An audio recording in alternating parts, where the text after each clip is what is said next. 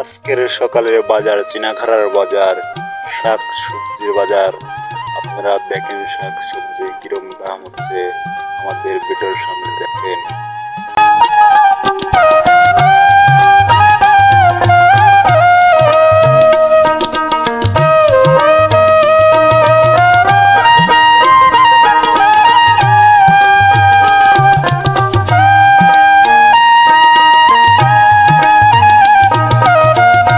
এখন আসছি আমরা তরমুজের দোকানে, চিনাখাড়ার বাজার। তরমুজ এই কি মধু মধু, কি সুন্দর সুন্দর লাল তরমুজ পাবেন আমাদের চিনাখাড়ার বাজারে। সে দেখেন এক কাকা আমাদের কাটছে চিনাখাড়া বাজারে, কি সুন্দরভাবে তরমুজ কাটছে। যদি কেউ কিনতেছেন তরমুজ তাহলে তা চলে আসবেন।